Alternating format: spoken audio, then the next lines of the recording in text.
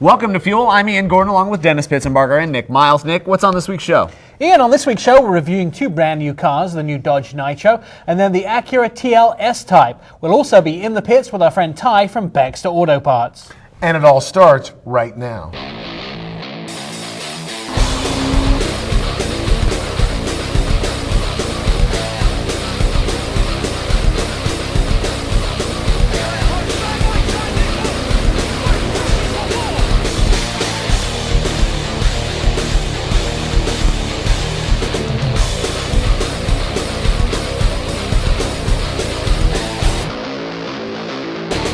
Welcome back to the Fuel Show. Still to come, we're going to have some fuel news. Our second behind the wheel, which is the Acura TL S-Type, and then we'll be in the pits with Ty from Baxter Auto Parts. But let's turn to our first behind the wheel. We're taking a look at the 2007 Dodge Nitro. Now, this is a brand new vehicle for this year, built in Toledo, Ohio on the Jeep Liberty platform. This vehicle comes with some nice extras, possible 20-inch wheels. You can also get a load-and-go flooring, which is a floor which pulls out of the back of the vehicle. You can load it up and slide it back on in. And then there's the optional 20-gigabyte hard drive, which is in the dash to put all your music on. Dennis and Ian take a first look at the 2007 Dodge Nitro.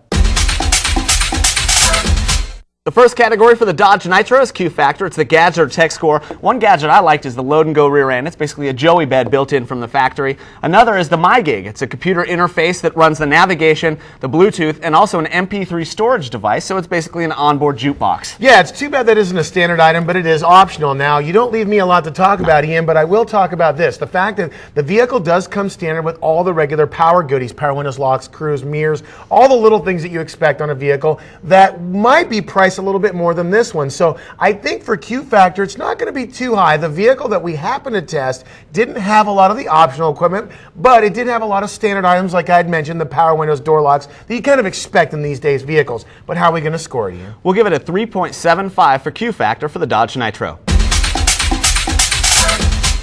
Curb appeal is the next category for the Dodge Nitro. It's distinctly Dodge. It's got that Ram front end, and I think it's doing exactly the opposite of its main competitors, and that's being a manly vehicle at a small SUV size. Yeah, it's hard to find that in today's market. I mean, when we tested the Nitro, the first thing that comes out when you look at a vehicle getting pulled up into the driveway and given to you is the way it looks, and there is nothing else in the market that looks like this little Nitro. It's exactly the opposite of every other smooth, wind tunnel tested, aerodynamic vehicle on the planet. It is basically square, rough, edgy, in your face, big fender flares. I mean, it really harkens back to just kind of a manly man vehicle. I mean, Dodge has really hit it on the head of the nail. I, for one, have got to put the score way up there. But Ian, how are we going to score it? I'd agree. We'll give it 4.25 for curb appeal for the Dodge Nitro. Performance is the next category for the Dodge Nitro. You remember, it is a small SUV, so power is provided by a 3.7-liter V6, which is ample for the size. Well, sure, 210 horsepower and 235 pounds-feet of torque is more than enough to get around on a daily basis. And if you want to bump up to the RT, there is an optional motor that puts out 260 horsepower, which is a little bit more than the standard 210. Now, the thing about the RT is this. It has an overall performance feel to it that doesn't really come through as much as I would have liked it to. You know, I think that there should be an SRT6 or an SRT8. I mean, we kind of joked around in the studio that it's too bad they don't stuff that 6.1 Hemi in there. And that'd be all fine and dandy, but I don't think anyone needs 425 horsepower in this thing. It's more than adequate for a day-to-day basis car. It is more than enough to pass. I felt that it was well balanced. The steering, the suspension, all seems to work together well, but it is a little down on power when you're talking about. In a way, it doesn't fit its image in a way. You know, it's so manly, and then to have just enough power, it feels like you want to have more in this vehicle. And that's okay. I mean, like I said, the RT will be a little bit more than people will get out of the SXT, but what we're really looking for is that SRT8 model down the road. Maybe Dodge will give it to us, maybe they won't. But for now, how are we going to score it, Ian? We'll give it for performance 3.5 for the Dodge Nitro. Fit and Finish is up next for the Dodge Nitro, and I thought it had kind of a industrial, cold feel inside, and I don't know if it's because of the material choices or what, but it just kind of gave me a cold feeling. Well, I mean, that's just kind of how some people take it, I think, Ian. You know, I think that someone that goes to maybe the basic model that has some basic interior pieces on it might see it as cold. I think in the RT, a little fancier leather, maybe some upgrades like the way that they give you stitching on the steering wheel or something like that might bump it up a little bit. I do have to kind of agree that it is kind of I don't want to say bare bones, but it's very basic, but yet with a kind of a sprinkle of class on the inside. I know that sounds kind of corny, but I think if you looked on the inside of a Nitro, you'd understand what I was saying. For me, I think the fit and finish is definitely a step up. I think that the Dodge and the Chrysler products are all headed in the right direction, and I think the Nitro shows that. 3.75 is the score for the Dodge Nitro in fit and finish.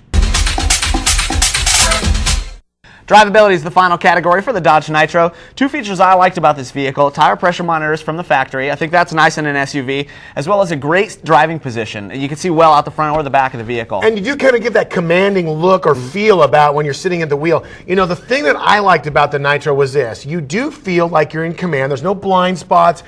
Things like the Joey bed or the load and go. Excuse me, I guess I'm... Copyright. Yeah, exactly. The thing about it is it just does a lot really well. And I think when you're looking at the price point of this vehicle, it really can open doors to people that might not necessarily be able to afford something like a Tahoe or an Escalade or maybe even a Land Cruiser. Land Cruiser, good example. The thing that the Nitro does well is that it does so many things well, and I think that comes into a big package, and I think it's why it's going to be a popular vehicle for all types of buyers. That, with its man-like looks, give it a 4.25 for drivability.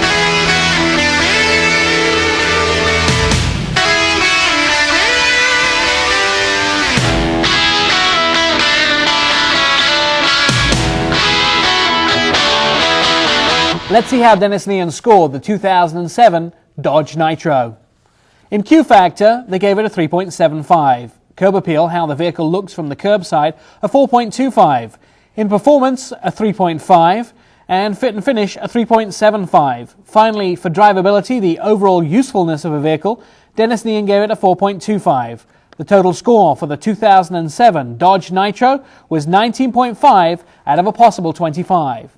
Still to come on Fuel, we'll take a look at our second behind the wheel, the Acura TL S-Type. We'll be in the pits, and when Fuel returns, we'll have news.